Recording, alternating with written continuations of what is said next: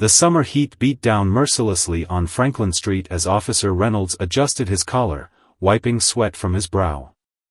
At 5 feet 9 inches and 160 pounds, he'd never felt smaller than he did at this moment, staring up at the mountain of a man blocking the entrance to Pete's Corner Store. The guy had to be at least 6 feet 5 inches and pushing 300 pounds of pure muscle. His massive arms, covered in tribal tattoos, were crossed over his chest as he argued with the store owner through the glass door. The owner's frantic gestures and fearful expression told Reynolds everything he needed to know. This situation was about to get ugly. Reynolds had responded to a routine disturbance call, but something in his gut told him this was different. The dispatch message mentioned an aggressive customer refusing to leave, but standing here now, Reynolds wished he'd waited for backup. Still, he had a job to do. "Sir," Reynolds called out, keeping his voice steady despite his racing heart. "I need you to step away from the door." The giant turned slowly, his face twisted in frustration. Reynolds could smell alcohol on his breath from 6 feet away. The man's bloodshot eyes narrowed as he sized up the officer. "Mind your own business, little man," the giant growled, his deep voice rumbling like distant thunder. "This is between me and that thief in there." Reynolds took a measured breath, remembering his training. De-escalation was key. "Let's talk about what happened. But first, I need you to move away from the door." The giant's laugh was hollow and dangerous. "Or what? You gonna make me?" Inside the store, customers pressed against the windows, phones recording everything. Reynolds knew this could go viral in minutes. He had to handle it right. "Nobody needs to make anybody do anything," Reynolds said, maintaining eye contact. "We're both reasonable people. Let's figure this out together." For a moment, it seemed to work. The giant's shoulders relaxed slightly, and Reynolds felt a glimmer of hope. But then the store owner made the mistake of shouting something through the door. The giant's face darkened with rage. He spun around, raising his massive fist toward the glass. Reynolds didn't think, he reacted. The baton was in his hand before he realized he'd reached for it. "Stop! Police!" Reynolds barked, falling back on his training as he extended the baton with a sharp click. Time seemed to slow down as the giant turned back toward him, eyes now blazing with fury. Reynolds knew he'd made a critical mistake. The baton, meant to provide control, had just escalated everything. His mind raced through options. He could call for backup, but that would take precious minutes. He could try to maintain distance, but the giant was already moving toward him with surprising speed. Or he could try to end this quickly. Reynolds chose option 3. The baton struck the giant's thigh, a textbook move designed to disable without causing permanent damage. But instead of dropping to one knee as expected, the giant barely flinched.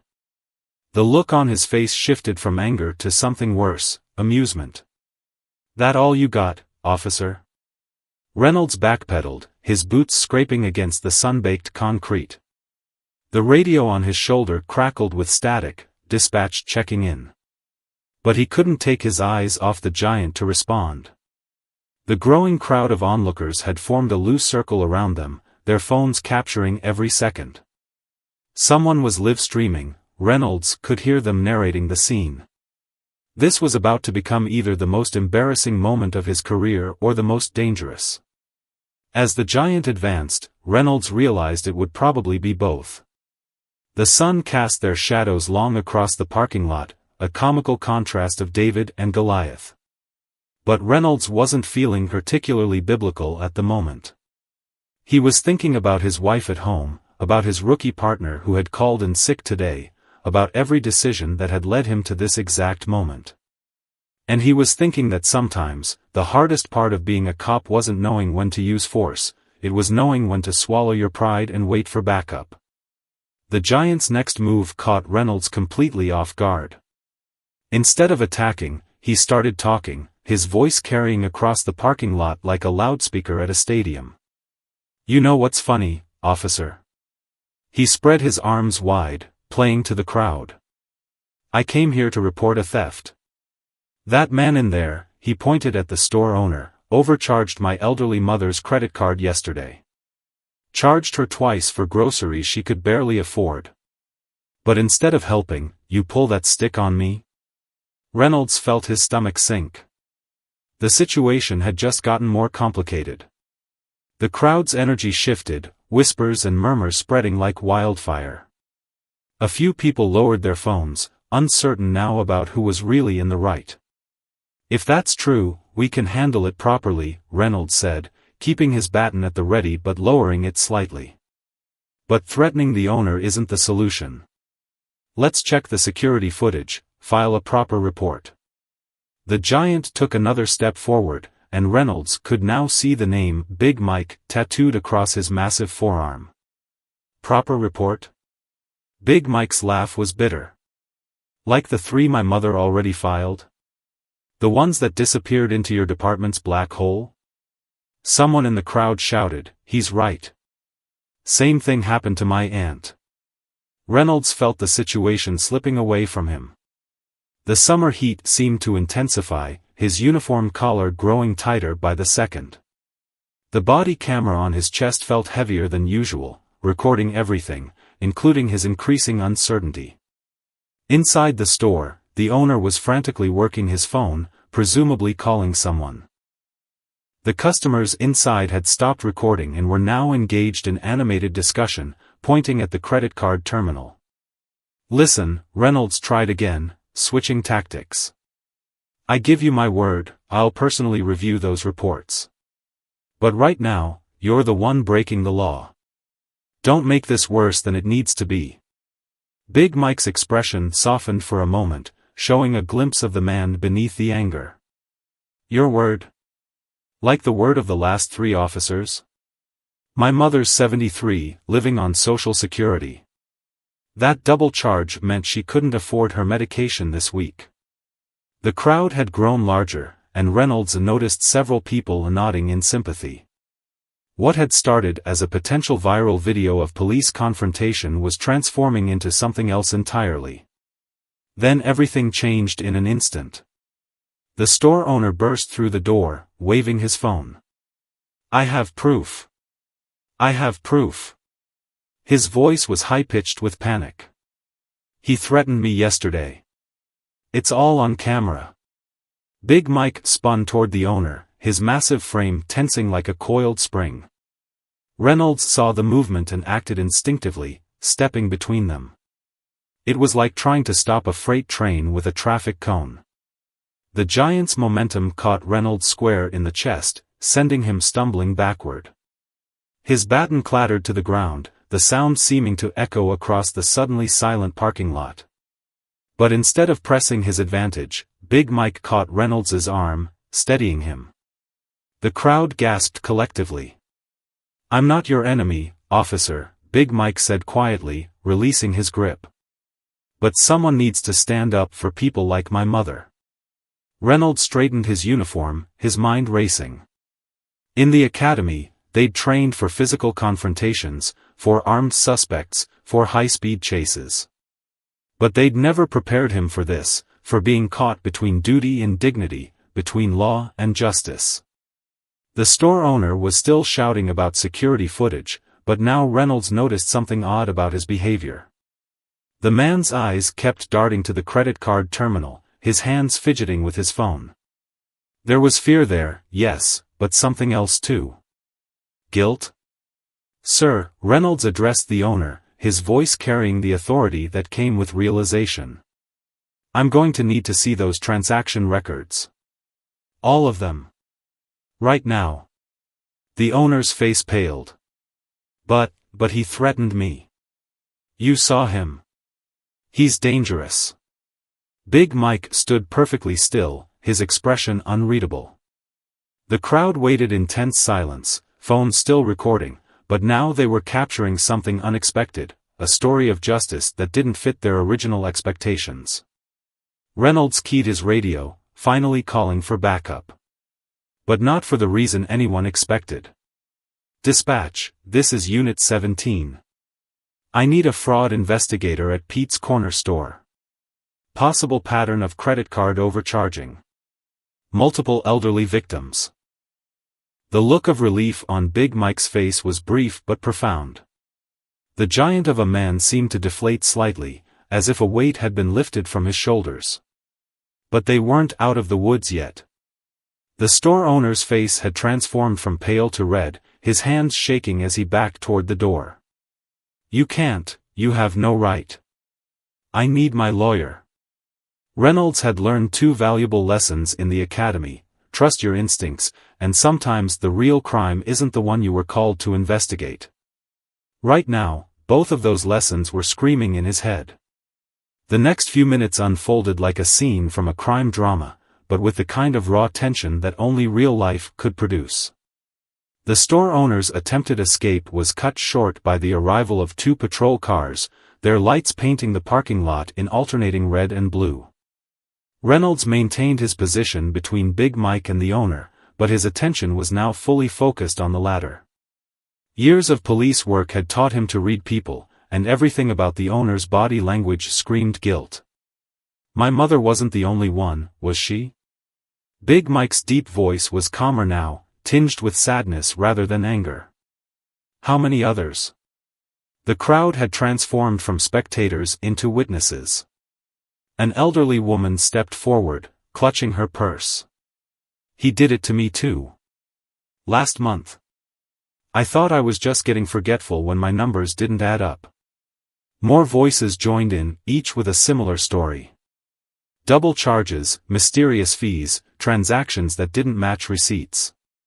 The pattern was emerging, and it was uglier than anyone had initially suspected.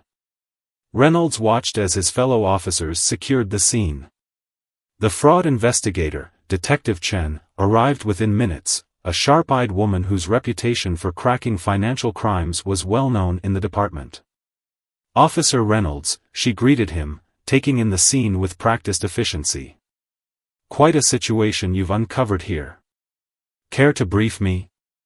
As Reynolds explained the sequence of events, he noticed Big Mike sitting on the curb, his massive frame somehow looking smaller as he spoke on the phone, presumably with his mother. The same man who had seemed like a threat just 30 minutes ago was now helping elderly customers pull up their banking apps, documenting suspicious charges. Inside the store, Detective Chen was already at work.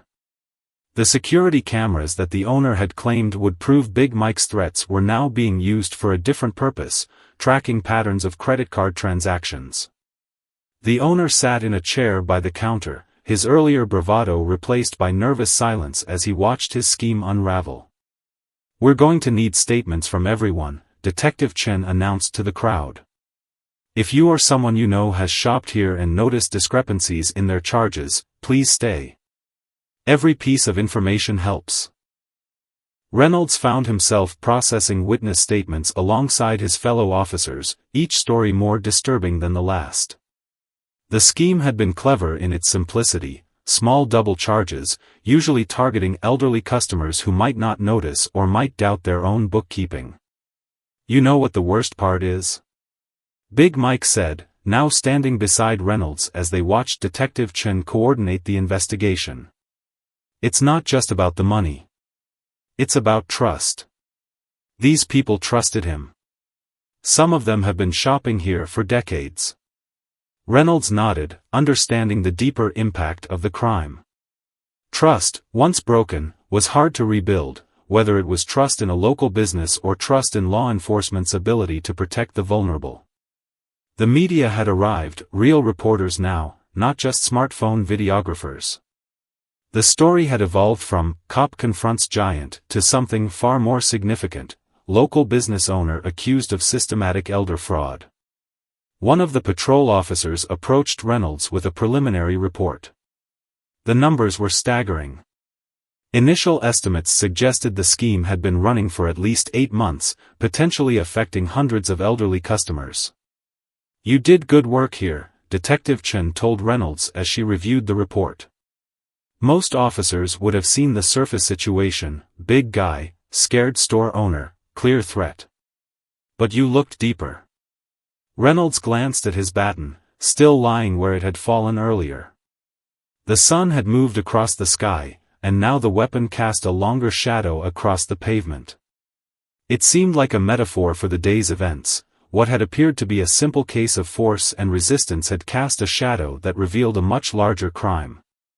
Big Mike approached them, looking somewhat sheepish despite his imposing size. "Officer Reynolds," he began, "about earlier. I shouldn't have." "Water under the bridge," Reynolds interrupted, extending his hand. "You were standing up for your mother. I respect that. Just maybe next time start with a phone call to the fraud department instead of a confrontation?" The giant's handshake was surprisingly gentle. "Next time, I hope there won't be a need." He paused, then added, "My mother raised me to believe in justice, you know? Said it might not come quick, but it always comes if good people stand up for what's right." As the afternoon wore on, the parking lot began to resemble a community gathering more than a crime scene.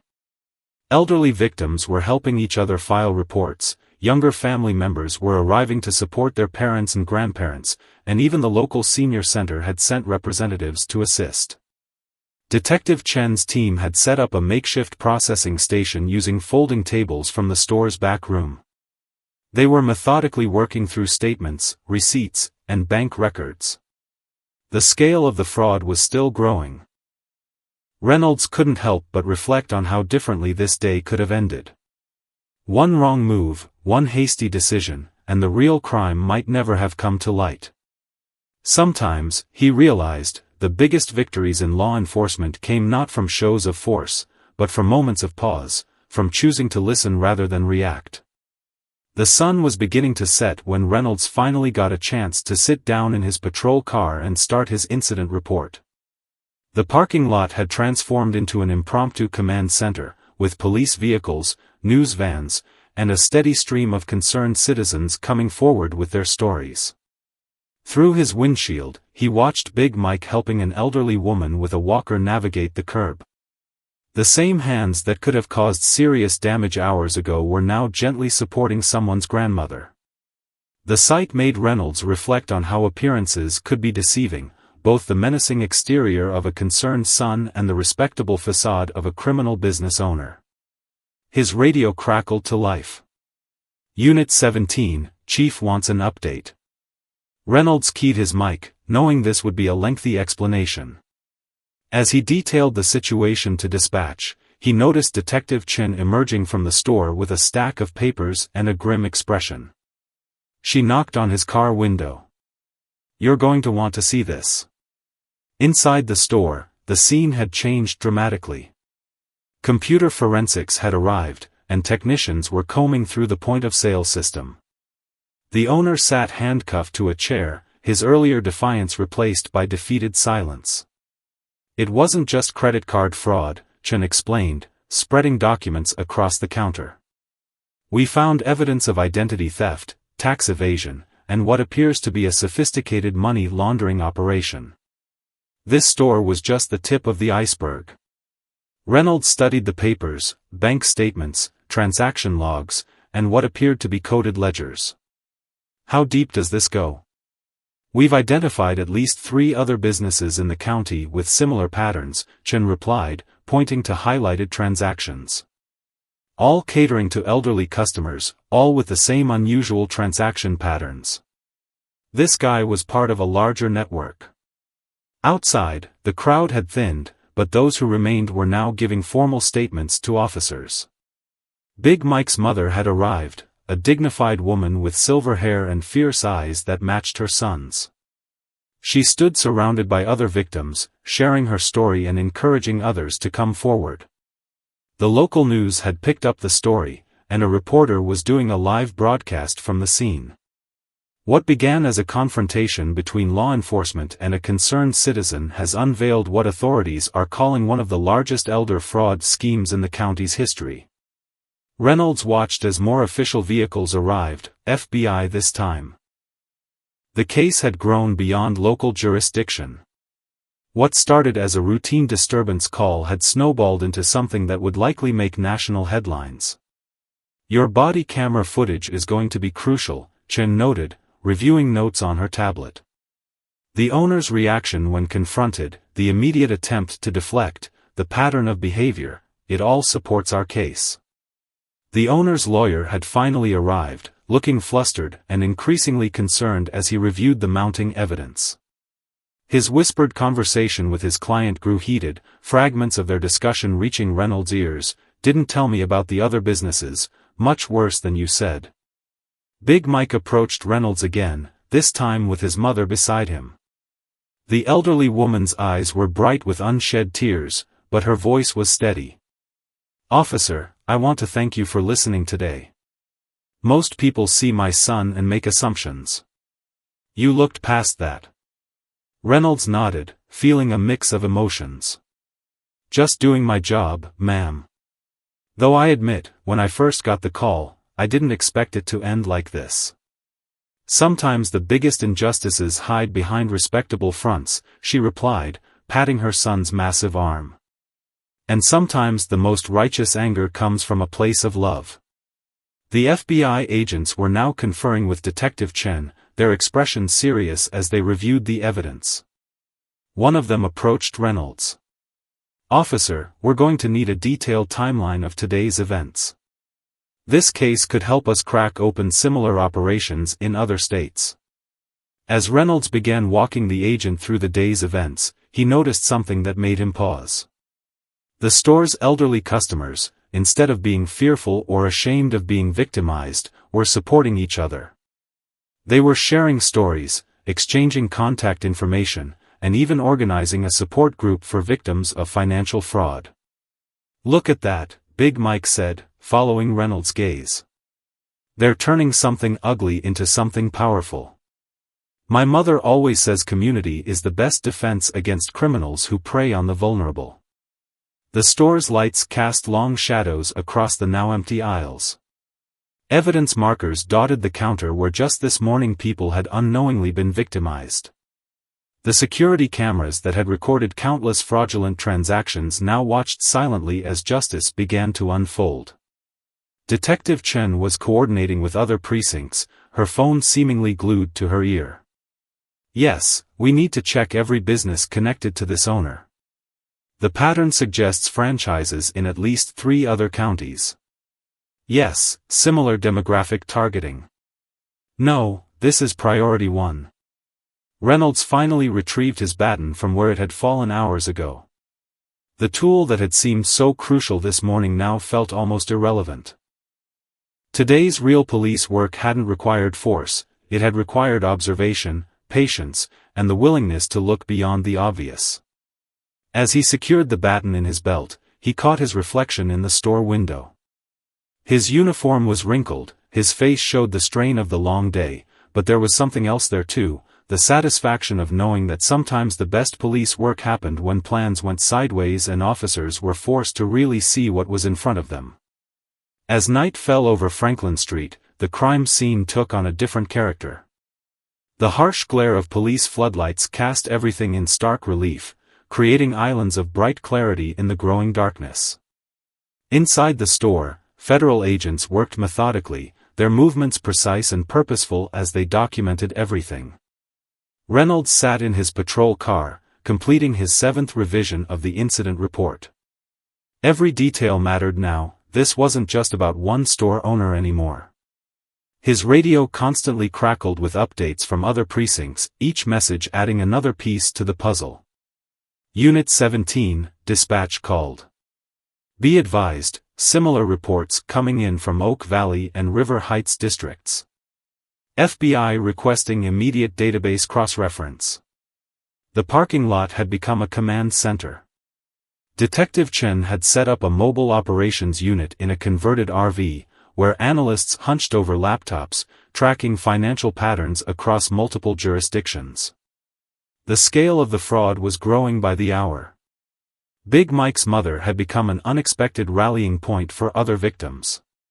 She sat in a folding chair outside the RV, a steady stream of elderly community members coming to share their stories. Her son stood nearby, his imposing presence now a source of comfort rather than intimidation. "Officer Reynolds," called one of the FBI agents, waving him over. We need your input on something.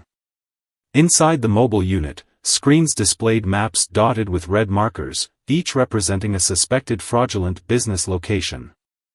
The pattern was clear. They clustered around retirement communities and medical centers, deliberately targeting areas with high concentrations of elderly residents. The store owner's starting to talk, the agent explained, pointing to a live feed from the interrogation room at the station. Says he was recruited into this network 5 years ago. Started small, just a few double charges here and there. Then it grew. Reynolds watched the feed, noting how different the owner looked now, small, defeated, nothing like the belligerent man from this morning. How many victims are we talking about? Preliminary estimates? Detective Chen interjected, sliding a tablet across the desk. Thousands. Conservative calculations put the total fraud amount in the millions. But it's not just about the money. Each victim represents a broken trust, a vulnerable person targeted by people they relied on.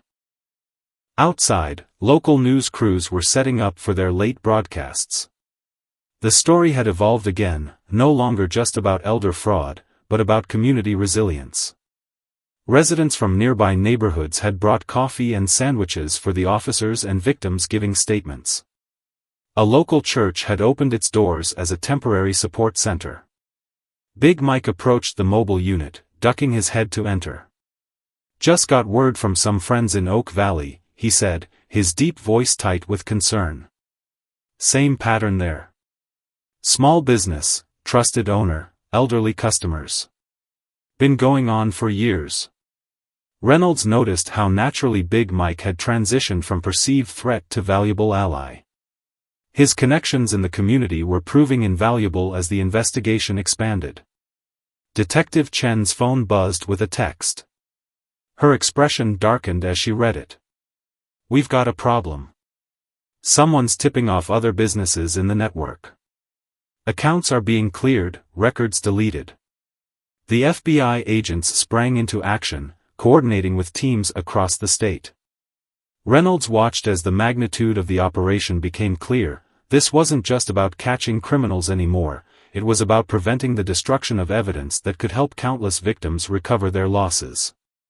We need to move fast, Chen announced, pulling up a map. Reynolds, you know this community better than anyone here. Which of these locations should we hit first? Reynolds studied the map, thinking about the elderly residents he'd encountered on his daily patrols. This one, he pointed to a convenience store near a senior living facility. Owner there always gave me a weird feeling. Too eager to help elderly customers with their cards. As if on cue, his radio crackled again. Reports were coming in from patrol units across the city, suspicious activity at several small businesses, owners suddenly closing up shop, unusual vehicle movements. They're running, Big Mike observed, his face grim. Like cockroaches when you turn on the light. The FBI team leader made a decision. We're executing simultaneous warrants at all suspected locations. Reynolds, we want you with the team hitting that convenience store. Your experience today could be crucial. As Reynolds prepared to head out, he saw Big Mike's mother standing near the command center, surrounded by other elderly residents. She caught his eye and gave him a small nod, a gesture that carried the weight of trust that had been earned, not given. Officer, she called out as he passed. Remember what we learned today. Sometimes the real danger isn't the obvious threat. It's the quiet betrayal of trust. The night air was thick with tension as tactical teams assembled. Reynolds checked his gear, thinking about how differently this day had turned out from what he'd expected. When he'd confronted Big Mike this morning, he'd thought he was dealing with a simple case of aggression. Instead, he'd stumbled upon a criminal enterprise that had been hiding in plain sight. Detective Chen appeared beside him, checking her bulletproof vest. Ready for round 2? Reynolds nodded, but his mind was already racing ahead. If the morning's confrontation had taught him anything, it was that appearances could be deceiving. As they prepared to raid the other locations, he wondered what other surprises the night would bring. The city lights twinkled in the distance, each one potentially marking another business, another owner, another betrayal of trust. But tonight, justice was coming. And it wasn't arriving with raised batons or drawn weapons, it was coming through careful investigation, community cooperation, and the determined efforts of people who refused to let the vulnerable be victimized any longer. The midnight streets of Oak Valley were silent as Reynolds positioned himself behind his patrol car, watching the convenience store through tactical binoculars. The store's neon "Open" sign buzzed faintly, its red glow reflecting off the wet pavement from an earlier rain shower. "All units in position," crackled the radio, barely audible through his earpiece. "Execute on my mark." In the 12 hours since the confrontation with Big Mike, Reynolds had witnessed his routine patrol transform into a multi-agency operation. Now, he was part of a coordinated strike team targeting 5 locations simultaneously across the city. The convenience store looked innocent enough, a typical 24-hour shop with faded advertisements in the windows and flickering fluorescent lights inside. Through the glass, Reynolds could see the owner moving behind the counter, seemingly going about his normal business. But the team had intercepted phone calls between this location and Pete's corner store. They knew what was happening inside. "Package in motion," another voice whispered through the radio. A figure had emerged from the back door, carrying what appeared to be computer equipment. Just as they'd predicted, the evidence destruction had begun. "All units, execute now." The raid unfolded with precision. Teams moved in from all directions, their movements choreographed through weeks of training. Reynolds advanced with his group toward the front entrance, while others secured the perimeter and back exit. "Police. Search warrant." The standard announcement echoed through the quiet street as officers breached the entrance. Inside, the scene was chaos contained by professional efficiency. The owner froze behind the counter, hands raised, face displaying the same mix of fear and guilt Reynolds had seen earlier that day. The person with the computer equipment tried to run but was quickly apprehended by the rear team. "Clear the back room," the tactical commander ordered. Reynolds moved forward with his team, discovering what they'd feared, a makeshift office filled with shredded documents and wiped hard drives. "Sir," called one of the tech specialists, examining a still-running computer. "They were in the middle of deleting files, but we caught them in time.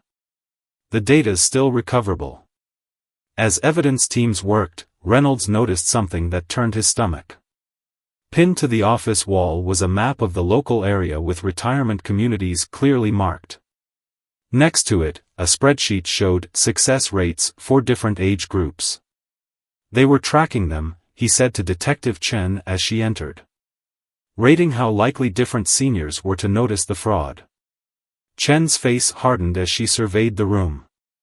Same setup as Pete's, but more organized.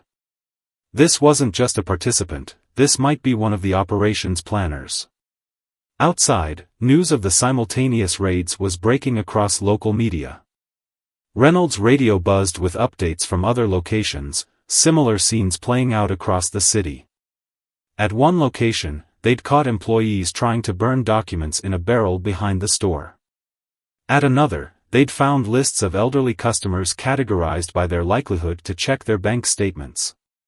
The owner of the convenience store, now in handcuffs, started talking before they even read him his rights. "I can tell you who runs it all," he blurted out. "The whole network. Just let me make a deal." Chen exchanged glances with the FBI team leader. They'd expected resistance, not immediate cooperation. Something had spooked these people badly. As if answering their unspoken question, the owner continued, "When we heard what happened at Pete's, how that big guy stood up to him, we knew it was just a matter of time. The community's waking up. We can't hide anymore." Reynolds thought about Big Mike and his mother, about how one person's refusal to back down had started a cascade that was now exposing years of systematic fraud. Sometimes it just took one person willing to stand up. The evidence team was carefully bagging and tagging everything they found. One officer emerged from the back room with a stack of gift cards. "Sir, these are all tied to stolen credit card numbers." They were converting the stolen funds into untraceable gift cards. The sophistication of the scheme was becoming clear. This wasn't just about double-charging elderly customers, it was a complex operation that had evolved over years, taking advantage of the trust that local businesses had built in their communities. Reynolds' phone buzzed with a text from Big Mike: "News is spreading. More people coming forward at the church. You wouldn't believe the stories we're hearing." The church had become an impromptu support center, with volunteers helping elderly victims file reports and check their financial records. What had started as one son standing up for his mother had sparked a community-wide awakening. As dawn approached, the raids were winding down. The preliminary numbers were staggering. 5 locations secured, 12 arrests made, and hundreds of potential victims identified. But more importantly, they'd seized records that would help them track down other operations across the state. "You know what the worst part is?" the convenience store owner said as they led him to a transport vehicle. "Most of them never even noticed. The ones who did thought they were just getting forgetful. We used their self-doubt against them." Reynolds felt a deep anger at those words, but also a sense of purpose. The day that had started with him facing down a seemingly aggressive man had led to this moment, the beginning of justice for countless silent victims. Back at the command center, Detective Chen was coordinating with other jurisdictions. "Similar operations are being reported in 3 neighboring states," she reported. "This is bigger than we thought. Way bigger." The evidence boards were now covered with photos, documents, and connection maps. Lines linked businesses, owners, and money trails across cities and states. What they'd uncovered wasn't just a local fraud ring, it was a blueprint for how predators had been targeting the elderly across the country. As Reynolds finally sat down to complete his reports, he thought about how different this would have been if he'd handled the morning's confrontation differently. If he'd just arrested Big Mike, if he hadn't listened, if he'd stuck to the obvious interpretation of events, all of this might have remained hidden. The first light of dawn was breaking over the city as Reynolds finished his paperwork.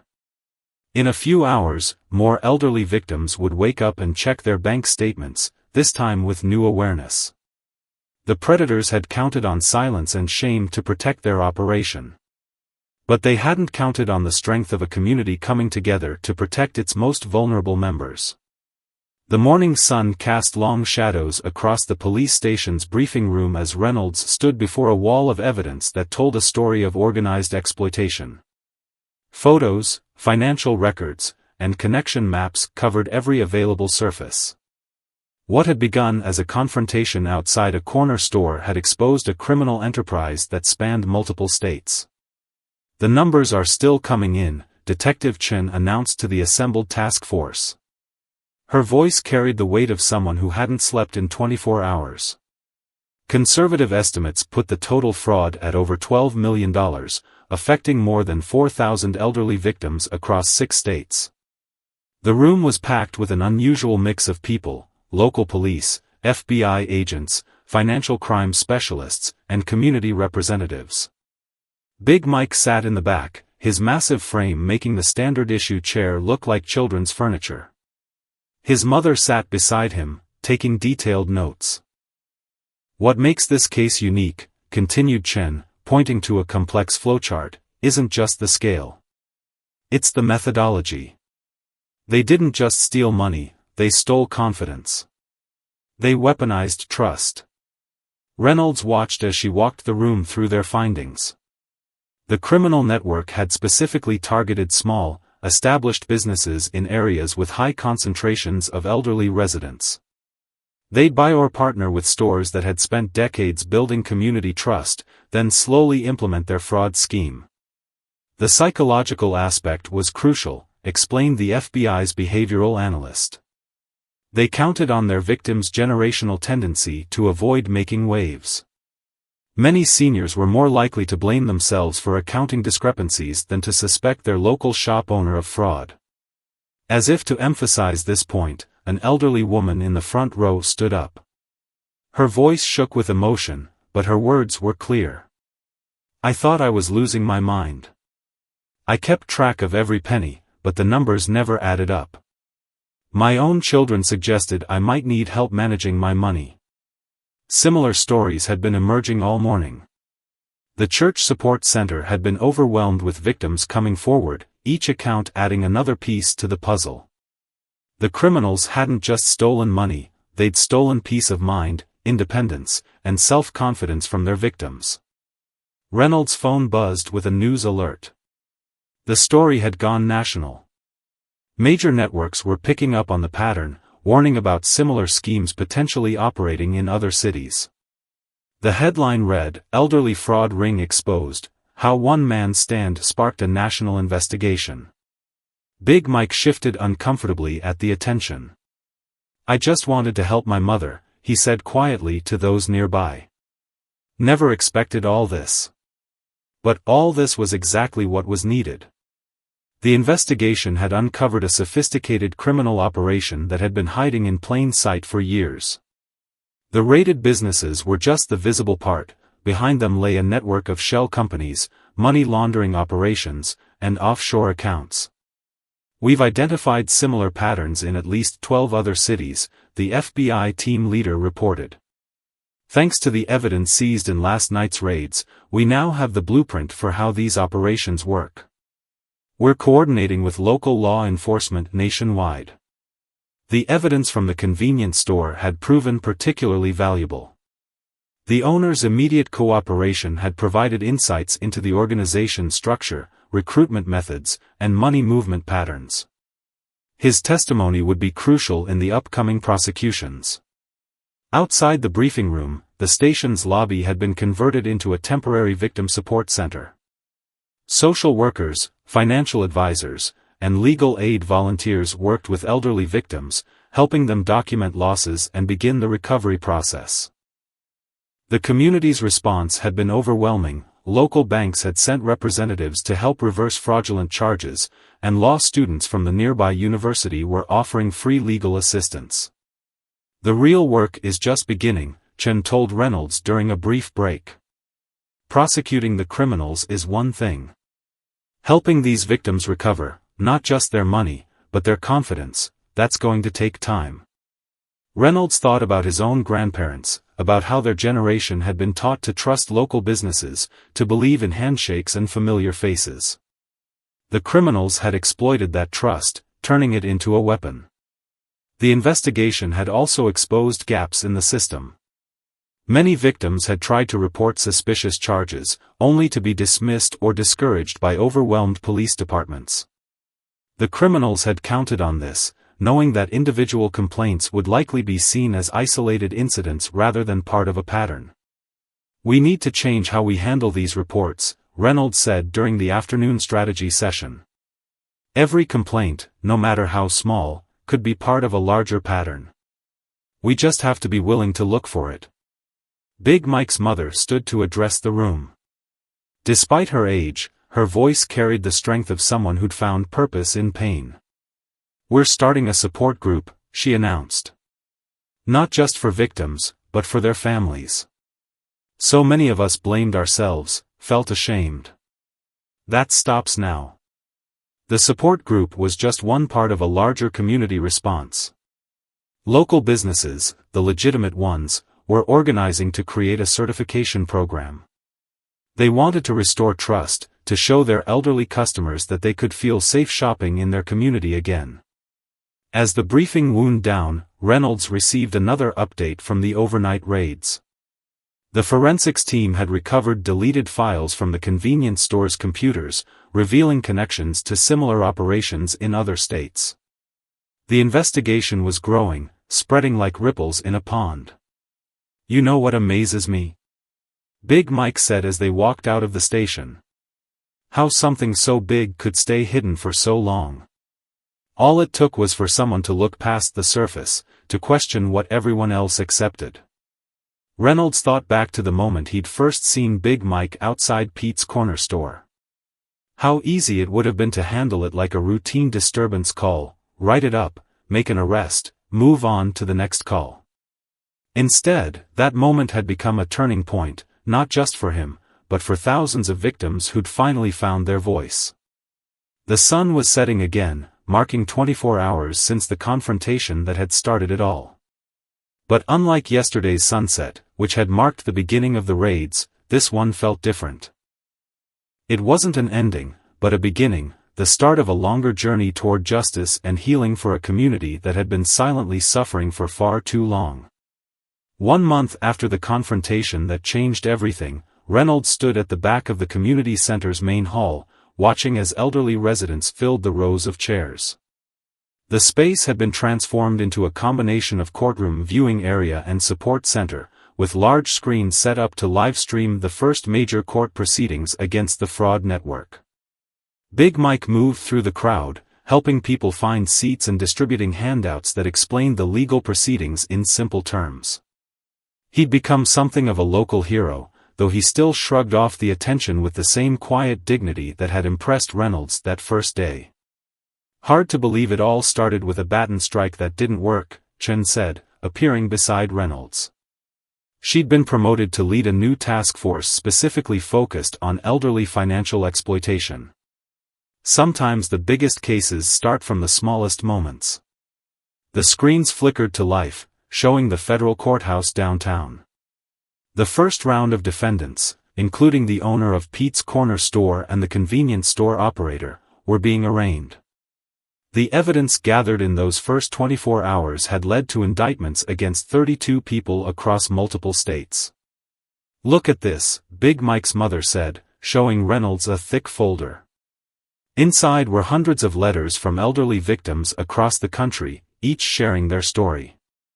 Every one of these people thought they were alone. Now they know different.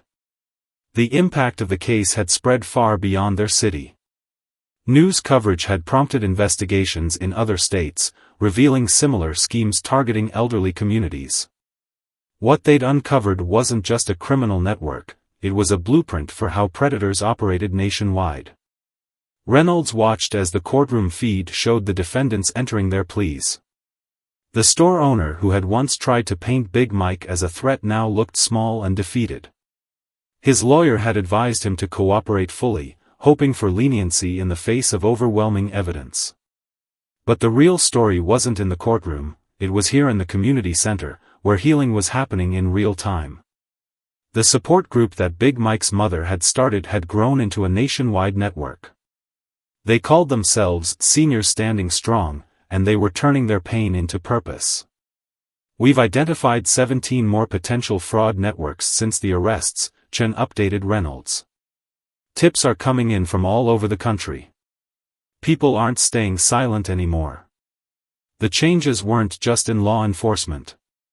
Local banks had implemented new fraud detection systems specifically designed to catch the patterns they discovered. Small businesses were volunteering for regular audits to prove their trustworthiness. The community had turned its wound into wisdom. During a break in the proceedings, an elderly man approached Reynolds. "I was there that day," he said. "Outside Pete's store. I had my phone out, recording what I thought was going to be just another viral video. Instead, I recorded the moment that gave thousands of us our dignity back." The video had indeed gone viral, but not for the reasons anyone had expected. Instead of showing police confrontation, it had captured the moment when law enforcement and community came together to uncover a deeper truth. It had become a teaching tool in police academies across the country. "Officer Reynolds," called one of the volunteer coordinators. "They're ready for your presentation." In an adjacent room, a group of police officers from neighboring districts had gathered for training. Reynolds had been asked to share the lessons learned from that day. His presentation wasn't about tactical responses or crowd control, it was about looking beyond the obvious, about hearing the stories behind the confrontations. "The biggest threat to our communities isn't always the most visible one," he began, thinking back to that morning when he'd drawn his baton.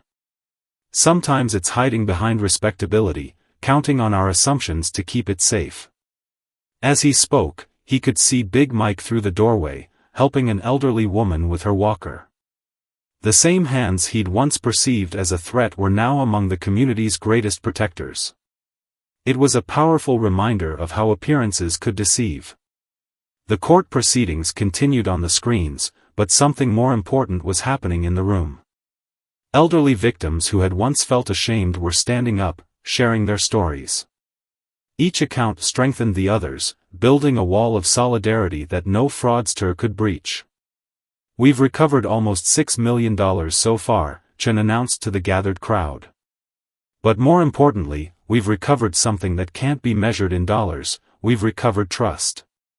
The task force had implemented new protocols for handling reports of financial exploitation. No complaint was too small to investigate, no pattern too subtle to track. They'd learned that the biggest cases often started with the quietest voices. As the day wound down, Reynolds found himself back where it all began, the parking lot of Pete's Corner Store. The building was empty now, its windows covered with paper. But something new was coming, a community-owned cooperative market, run with complete transparency and overseen by a board that included several fraud victims. "You know what I learned from all this?" Big Mike said, standing beside him in the fading light. "Sometimes the biggest guy in the room isn't the one you need to worry about. And sometimes the smallest voice speaking up can start an avalanche." The sun set on the empty store, but its shadow no longer held any secrets. In its place, a community had found its strength, its voice, and its way forward. What had begun with a confrontation had evolved into something far more powerful, a movement of people standing together, refusing to let vulnerability become victimhood. Reynolds touched the baton on his belt, remembering how differently things could have gone that day. Sometimes the best police work happened when plans went wrong, when officers were forced to look past their training and see the human story unfolding before them. The national news was calling it a landmark case in elderly protection. But for those who'd lived through it, it was simply the day when one person's stand for justice had awakened a community's conscience. The true measure of its impact wasn't in the millions recovered or the criminals convicted, it was in the restored dignity of thousands who had found their voice again.